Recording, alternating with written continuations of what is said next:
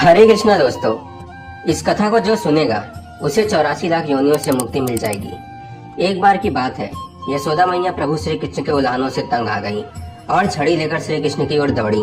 जब प्रभु ने अपनी मैया को क्रोध में देखा तो वह अपना बचाव करने के लिए भागने लगे।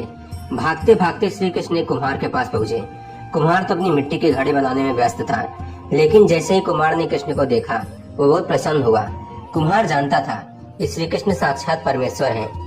तब प्रभु ने कुम्हार से कहा कि कुम्हार जी, आज मेरी मैया मुझ पर क्रोधित है। मैया छड़ी लेकर मेरे पीछे आ रही हैं। भैया मुझे कहीं छुपा लो।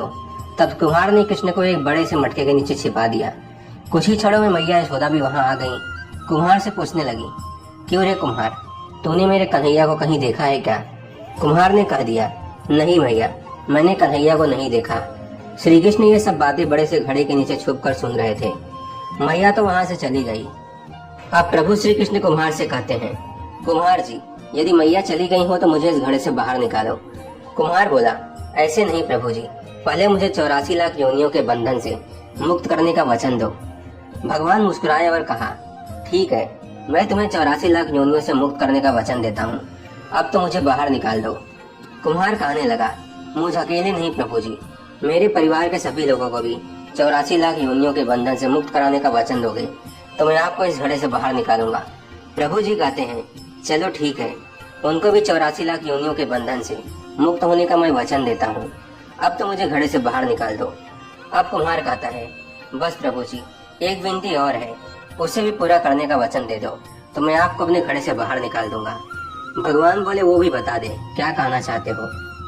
कुम्हार कहने लगा, प्रभु जी, जिस घड़े के नीचे आप छुपे हो उसकी मिट्टी मेरे बैलों के ऊपर लाद के लाई गई है। मेरे इन बैलों को भी 84 लाख के बंधन से मुक्त करने का वचन दो। भगवान ने कुम्हार के प्रेम पर प्रसन्न होकर उन बैलों को के बंधन से मुक्त होने का वचन दिया। प्रभु बोले, अब तो तुम्हारी सब इच्छा पूरी हो गई, अब तो मुझे घड़े से बाहर निकाल दो।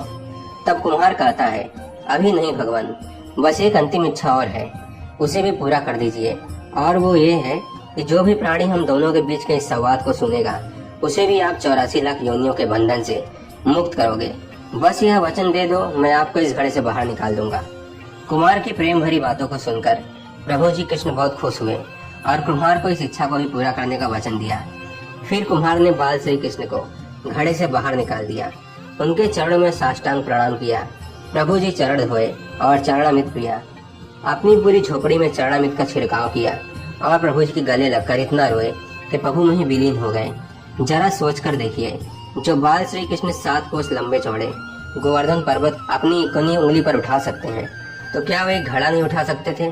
लेकिन बिना प्रेम रीछे नहीं नटवर नंद किशोर। कोई कितना भी यज्ञ करे, अनुष्ठान करे, कितना भी दान करे, चाहे कितनी भी भक्ति करे, लेकिन जब तक मन में